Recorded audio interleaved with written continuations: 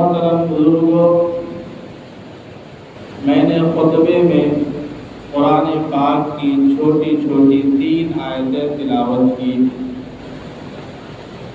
پہلی آیت کل نفس ذائقۃ الموت وإنما توفون أجوركم يوم القيامة فمن زحزح عن النار وأدخل الجنة فقد فاز۔ اس کا مطلب یہ ہے کہ ہر نفس کو، ہر جاندار کو موت کا مزہ چکھنا، ہر نفس کو موت آئے گی، پھر مرنے کے بعد اس کو پورا بدلہ دیا جائے گا۔ وَإِنَّمَا تُوَفَّوْنَ أُجُورَكُمْ يَوْمَ الْقِيَامَةِ، قیامت کے دن تم کو پورا بدلہ دیا جائے گا۔ فَمَنْ زُحْزِحَ عَنِ النَّارِ، تو جو جہنم سے بچ گیا، وَأُدْخِلَ الْجَنَّةَ فَقَدْ فَازَ، اور جنت میں داخل ہو گیا تو وہ کامیاب ہے۔ وَمَا الْحَيَاةُ الدُّنْيَا إِلَّا مَتَاعُ الْغُرُورِ، اللہ تعالیٰ فرما رہا ہے کہ یہ دنیاوی زندگی، دنیاوی ساز و سامان، دنیا کی ساری چیزیں یہ دھوکے کی ہے، یہ دھوکے والی چیز ہے۔ میرے محترم بزرگ اور دوستوں، دوسری آیت میں نے تلاوت کی، اینما تکونوا یدرککم الموت ولو کنتم فی بروج مشیدہ، تم جہاں کہیں بھی ہو، کہیں بھی رہتے ہو، یہاں تک کہ تم پہاڑ کو کھود کر کے ایک اپنا مکان بنا لو، گھر بنا لو، اور اس مضبوط پہاڑ کے اندر تم رہتے ہو، تو وہاں بھی تم کو موت آ دبوچے گی۔ یدرککم الموت ولو کنتم فی بروج مشیدہ، کہ تم بڑے پہاڑوں کے اندر سرنگ بنا کر کے، مضبوط مکانات بنا کر کے، مضبوط کوٹریاں بنا کر کے رہتے ہو، تو وہاں بھی تم کو موت آئے گی، موت تمہیں دبوچ دے گی۔ میرے محترم بزرگوں اور دوستوں، اسی طریقے سے میں نے تیسری آیت تلاوت کی، قُلْ إِنَّ الْمَوْتَ الَّذِي تَفِرُّونَ مِنْهُ فَإِنَّهُ مُلَاقِيكُمْ، اے نبی صلی اللہ علیہ وسلم آپ کہہ دیجئے کہ وہ موت جس سے تم بھاگتے ہو، تم بھاگنا چاہو، قُلْ إِنَّ الْمَوْتَ الَّذِي تَفِرُّونَ مِنْهُ، تم اس موت سے بھاگنا چاہو، بچنا چاہو، کہیں بھی چلے جاؤ تو وہ موت تم کو آئے گی۔ قُلْ إِنَّ الْمَوْتَ الَّذِي تَفِرُّونَ مِنْهُ فَإِنَّهُ مُلَاقِيكُمْ، وہ موت تم سے مل کر کے رہے۔ یہ 3 آیتیں میں نے بھی تلاوت کی، اس کا مفہوم آپ کو سمجھا دیا۔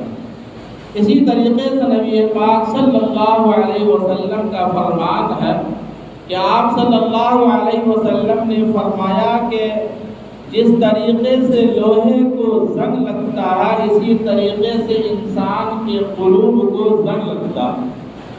جس طریقے سے لوہا زنگ آلود ہو جاتا ہے، اسی طریقے سے انسان کا قلب زنگ آلود ہو جاتا ہے، گندا ہو جاتا ہے۔ تو صحابہ نے پوچھا، یا رسول اللہ صلی اللہ علیہ وسلم، لوہا کو ہم صاف کر لیتے ہیں، لیکن دل کو ہم کیسے صاف کریں، دل کے زنگ کو ہم کیسے صاف کریں؟ تو آپ صلی اللہ علیہ وسلم نے ارشاد فرمایا کہ 2 چیزیں ہیں دل کے زنگ کو صاف کرنے کے لیے، ایک قرآن پاک کی تلاوت اور دوسرا کثرت سے موت کو یاد کرنا۔ یہ 2 چیزیں ایسی ہیں جس سے انسان کے قلوب صاف ہوتے ہیں، انسان کا زنگ آلودہ جو قلب ہوتا ہے وہ صاف ہوتا ہے۔ پہلی چیز قرآن پاک کی تلاوت اور دوسری چیز کثرت سے موت کو یاد کرنا۔ میرے محترم بزرگوں اور دوستوں، انسان زندگی کے اندر آپ دیکھیں گے کہ ہر چیز میں اختلاف ہے، ہر چیز کے اندر اختلاف پایا جائے گا۔ علماء کے درمیان مسائل میں اختلاف، سائنسدانوں کے درمیان ان کی سائنسی باتوں کے درمیان اختلاف، اسی طریقے سے فقہی اختلاف، انجینئروں کے درمیان اختلاف، دنیا کی ہر چیز کے اندر کچھ نہ کچھ اختلاف پائے جاتے ہیں کہ ایسا نہیں ایسا، ایسا نہیں ایسا۔ لیکن میرے محترم بزرگوں اور دوستوں، موت ایک حقیقت ہے، اٹل حقیقت ہے، جس کے بارے میں آج تک کسی نے اختلاف نہیں کیا، کسی نے اختلاف نہیں کیا، کسی کا اختلاف نہیں ہے۔ کسی مذہب کا ماننے والا ہو، کسی شہر کا رہنے والا ہو، دیہات کا رہنے والا ہو، شہر کا رہنے والا ہو، ہندوستان کا رہنے والا ہو، غیر ملک کا رہنے والا ہو، کسی مذہب کا ماننے والا ہو، کسی نے آج تک موت میں اختلاف نہیں کیا ہے۔ موت کے بارے میں کسی کا اختلاف نہیں ہے، کسی نے موت کا انکار تک نہیں کیا۔ دنیا کے اندر ایسی قومیں ضرور ہیں جو اللہ کا انکار کرتی ہے، اللہ کے پیغمبروں کا انکار کرتی ہے، لیکن میرے محترم بزرگوں اور دوستوں، آج تک کسی نے موت کا انکار نہیں کیا۔ تو میرے محترم بزرگوں اور دوستوں، جب موت اٹل حقیقت ہے اور آ کر کے رہے گی، ہمیں دبوچ کر کے رہے گی، ہمیں موت واقع ہو کر کے رہے گی، تو میرے محترم بزرگوں اور دوستوں، ہم نے اس کے لیے کیا تیاریاں کی؟ ہر انسان کو یہ دو باتیں معلوم ہیں، ہر انسان، خواہ وہ پڑھا لکھا انسان ہو یا ان پڑھ ہو، شہری ہو یا دیہاتی ہو، کوئی بھی ہو، امیر ہو یا غریب ہو، چھوٹا ہو یا بڑا ہو، اس کو یہ دو باتیں معلوم ہے کہ موت آئے گی، اور دوسری بات، موت اچانک آئے گی۔ موت کسی کو بتا کر کے نہیں آتی ہے، الارم بجا کر کے نہیں آتی ہے، خبر دے کر کے نہیں آتی ہے۔ میرے محترم بزرگوں اور دوستوں، اس بات کا یقین ہر ایک انسان کو ہے، مرد عورت کو بھی ہے، بچے اور جوان کو بھی ہے، بوڑھوں کو بھی ہے، غریبوں کو بھی ہے، امیروں کو بھی ہے کہ موت آئے گی، موت آئے گی۔ اور دوسری بات، موت اچانک آئے گی۔ ہمارے سامنے، ہماری نگاہوں میں اچانک ہوتا ہے، لیکن حقیقت یہ کہ اللہ کے علم میں بات ہوتی ہے کہ اس شخص کی مدت، عمر کی جو مدت ہے وہ ختم ہو چکی ہے، زندگی کی جو ایام ہے وہ ختم ہو چکے ہیں۔ اللہ تبارک و تعالیٰ اپنے اس بندے کو اپنے پاس بلا لیتا ہے۔ لیکن ہم کیا سمجھتے ہیں کہ موت اچانک آ گئی، طبیعت ٹھیک تھی، حالات ٹھیک تھے، اچانک موت آ گئی۔ تو میرے محترم بزرگوں اور دوستوں، موت آ کر کے رہے گی اور موت اچانک آئے گی، اس لیے ہمیں اس کے لیے تیاری کرنی چاہیے۔ اسی طریقے سے میرے محترم بزرگوں اور دوستوں، میں کچھ خاص باتیں نوٹ کر کے لگا کہ بات موضوع سے ہٹے نہیں۔ انسان کی زندگی کتنی مختصر ہے، اس کو بتانے کے لیے بڑی اچھی مثال علماء نے دی ہے کہ جب انسان پیدا ہوتا ہے، جب زندگی وجود پاتا ہے، یعنی پیدا ہوتا ہے، تو اس کے داہنی کان میں اذان اور دوسرے کان میں اقامت کہی جاتی ہے۔ آپ کو معلوم ہے کہ جنازے کے وقت اذان اور اقامت نہیں کہی جاتی ہے۔ جیسے انسان بچہ پیدا ہوتا ہے، اس کے داہنی کان میں اذان دے دی جاتی ہے اور بائیں کان میں اقامت کہی جاتی ہے۔ مطلب یہ ہے کہ آپ کی زندگی کی اذان اور اقامت تو ہو چکی ہے، اقامت کے بعد نماز شروع کرنے میں کتنا فاصلہ رہتا ہے۔ ہم آپ نماز پڑھتے ہیں، مؤذن صاحب اقامت کہتے ہیں، امام صاحب سامنے کھڑے ہوتے ہیں، اقامت ختم ہونے کے بعد مختصر وقت ہوتا ہے جس میں امام صاحب نیت باندھ دیتے ہیں۔ اے میرے پیارے مسلمان بھائیوں، اے نوجوانوں، اے امیروں اور غریبوں، میں سب سے کہتا ہوں کہ ہماری زندگی صرف اتنی ہی ہے جتنی اقامت اور نماز کے درمیان کا وقت۔ اذان ہو چکی ہے، اذان کے بعد ایک وقفہ ہوتا ہے اقامت کا، لیکن اقامت ہو چکی ہے، اب نماز باقی ہے۔ تو ہماری زندگی صرف اتنی مختصر ہے کہ نماز ہونا باقی ہے۔ میرے محترم بزرگوں اور دوستوں، لیکن ہمارا حال یہ ہے کہ ہم نے زندگی کو سب کچھ سمجھ لیا، زندگی کو ہم نے اصل سمجھ لیا ہے۔ ہماری نماز ہونے والی ہے، ہماری جنازہ پڑھی جائے گی، لوگ ہمیں کندھا دینے والے ہیں، لیکن ہم دنیا کی زندگی میں ایسا مست ہے، زندگی میں ایسا مدہوش ہے کہ ہمیں کوئی فکر نہیں، ہمیں کوئی فکر نہیں، ہمیں کسی طریقے کا کوئی تردد نہیں، کوئی خوف نہیں، کوئی ڈر نہیں، بس زندگی گزارتے جا رہے ہیں۔ میرے محترم بزرگوں اور دوستوں، اپنے اندر خوف پیدا کیجئے، ڈر پیدا کیجئے، ان دو باتوں کو یاد رکھیے کہ موت آ کر کے رہے گی اور موت اچانک آئے گی، کوئی پرسانی حال، کوئی پوچھنے والا، کوئی ساتھ دینے والا نہ ہوگا۔ حضرت نوح علیہ السلام سے کسی نے، جبرائیل السلام نے سوال کیا، جبرائیل نے پوچھا نوح علیہ السلام سے، نوح علیہ السلام سارے 1400 سال زندگی گزارے ہیں، بہت پائیں لمبی ہوگا، اور 950 سال دین کی تبلیغ کی ہے، 950 سال دین کی تبلیغ کی ہے، 1400 سال عمر پائی ہے۔ جبرائیل نے پوچھا نوح علیہ السلام سے کہ نوح علیہ السلام، آپ نے زندگی کو کیسا پایا؟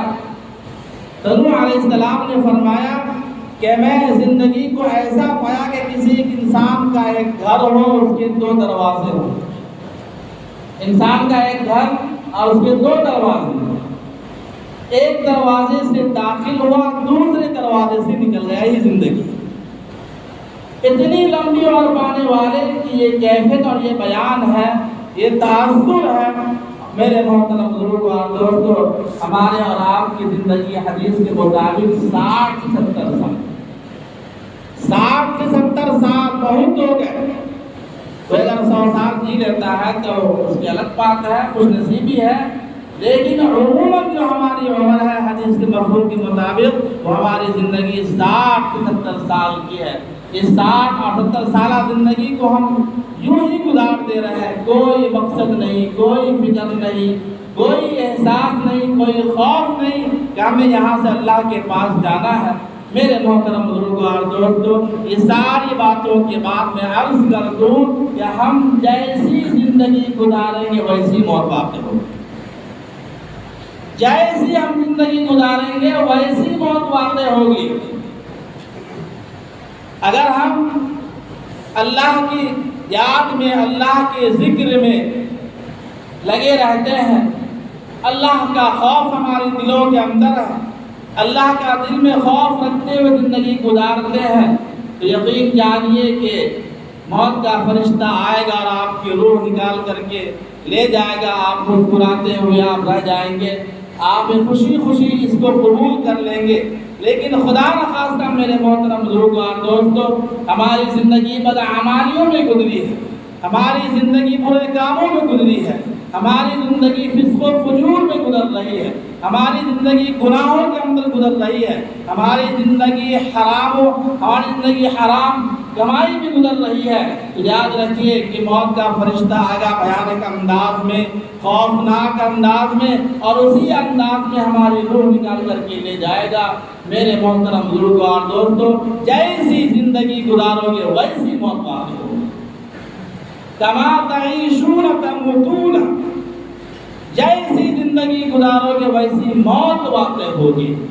اگر کوئی انسان گندی فلمیں دیکھنے کا عادی ہے، گانا سننے کا عادی ہے، اور بری چیز دیکھنے کا عادی ہے، جس وقت عام ہے، تو یاد رکھیے میرے محترم بزرگوں اور دوستوں، ہماری موت اسی حالت میں ہوگی کہ ہماری زبان پہ گانا ہوگا، ہماری نگاہوں کے سامنے گندی فلمیں ہوگی، ہمارے ذہن و دماغ کے اندر غلط سوچ ہوں گے، اور اگر خدا نخواستہ کوئی آدمی وہی دیکھتا ہوا، وہی گانا سنتا ہوا فرشتہ آ گیا، تو یاد رکھیے کہ کلمہ نصیب نہیں ہوگا۔ ایسا نہیں کہ ہم گانا گاتے ہیں، ہم مرنے کے ٹائم پہ کلمہ نصیب ہو جائے، ہم کلمہ پڑھنے لگے، قرآن پاک کی تلاوت کرنے لگے، ذکر و اذکار کرنے لگے، ایسا ممکن نہیں۔ جیسی زندگی گزارو گے ویسی موت واقع ہوگی۔ کما تعیشون تموتون۔ اس کے بعد صرف اتنا ہی نہیں، آگے فرمایا، حدیث کا مفہوم ہے کما تموتون تعرضون، جیسی موت واقع ہوگی ویسی تم اٹھائے بھی جاؤ گے۔ اللہ کے پاس قیامت کے دن اپنے قبروں سے تم ویسے اٹھائے جاؤ گے جیسے تمہاری موت واقع ہوگی، کما تموتون تبعثون۔ میرے محترم بزرگوار دوستو، ہمیں چاہیے کہ ہم اپنی زندگی کو سنواریں۔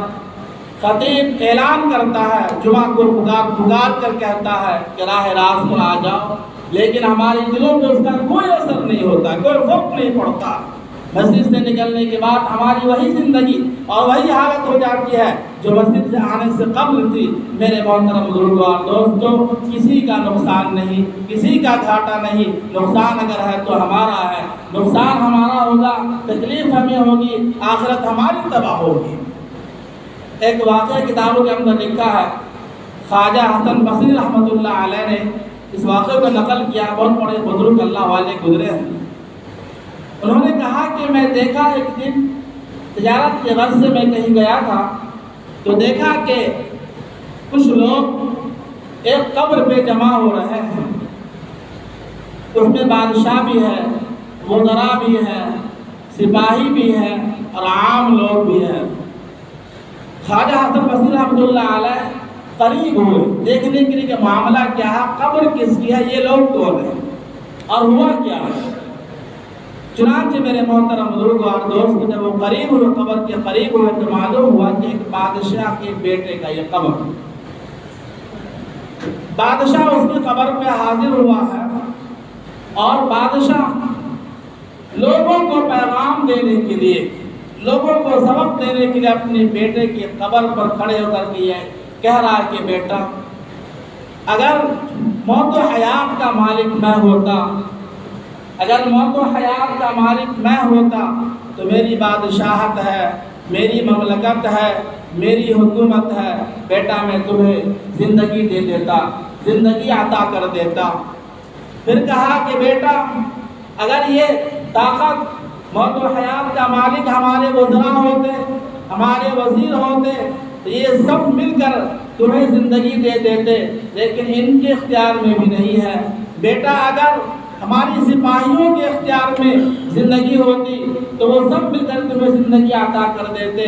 بیٹا، موت و حیات کا مالک اللہ ہے، اگر پیسوں سے اس کو خریدا جاتا، اگر پیسہ دے کر کے تمہاری زندگی بچ جاتی تو اے بیٹا، میں پوری مملکت، پوری سلطنت کے خزانے تمہاری زندگی لٹا دیتا، لیکن بیٹا پیسہ دے کر کے زندگی بچائی نہیں جا سکتی ہے۔ اور یہ کہہ کر اس نے کہا کہ موت و حیات کا مالک اور موت و حیات کا فیصلہ اللہ کے ہاتھ میں، کسی کے ہاتھ میں نہیں، کوئی نہیں کسی کو بچا سکتا۔ بادشاہ اپنے بیٹے کو نہیں بچا سکتا ہے، نہ پیسہ دے کر کے، نہ وزراء کے ذریعے، نہ سپاہیوں کے ذریعے، نہ طاقت کے ذریعے، نہیں، یہ سب اللہ کے ہاتھ میں ہے۔ تو میرے محترم بزرگوں اور دوستوں، اس سے کیا سبق ملتا ہے؟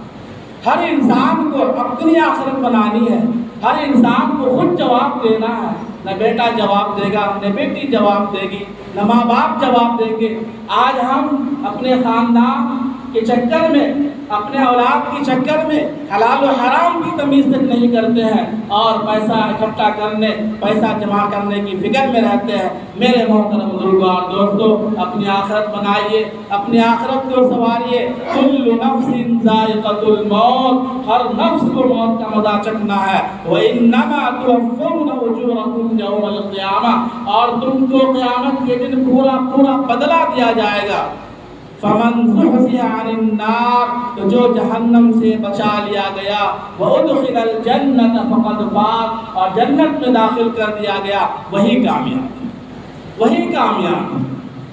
وَمَا الْحَيَاةُ الدُّنْيَا إِلَّا مَتَاعُ الْغُرُورِ، اور یہ دنیاوی زندگی، دنیا کے ساز و سامان، دنیا کی ساری چیزیں دھوکے کی چیز ہے، دھوکے کی چیز ہے۔ اس لیے میرے محترم بزرگوں اور دوستوں، ہم سچی زندگی گزارا، اچھی اور پاکیزہ زندگی گزارا۔ اللہ کے یہاں عدل ہوگا، انصاف ہوگا، اللہ کا عدل، اللہ کے یہاں انصاف اور عدل ایسا ہوگا، کسی پر کوئی زیادتی نہیں ہوگی، کسی پہ ظلم نہ ہوگا، جس کا جو حق ہے اسے ادا کیا جائے گا۔ ایسا نہیں کہ ہم نیکی کے لیے ہم نیکی کرتے ہیں، رات دن قرآن پاک کی تلاوت کرتے ہیں، 5 وقت کی نماز پڑھتے ہیں، اور ایک شخص ہے جو جوا کھیلتا ہے، شراب پیتا ہے، گندی فلمیں دیکھتا ہے، اور دونوں کا معاملہ ایک جیسا ہو، ایسا ممکن نہیں ہے۔ اللہ کی عدل قائم ہوگا، انصاف قائم ہوگا، اور جو جیسا کرے گا اس کو ویسا بدلہ دیا جائے۔ میرے محترم بزرگوں اور دوستوں، اپنی زندگی پر غور کریں، اپنے دامن میں جھانک کر کے دیکھیں کہ ہماری زندگی کیسی گزر رہی ہے۔ موت آنی ہے، اینما تکونوا یدرککم الموت، کہیں بھی چلے جاؤ موت آ کر رہے گی، کہیں بھی بھاگ جاؤ موت آ کر کے رہے گی، دبوچ کر کے رہے گی۔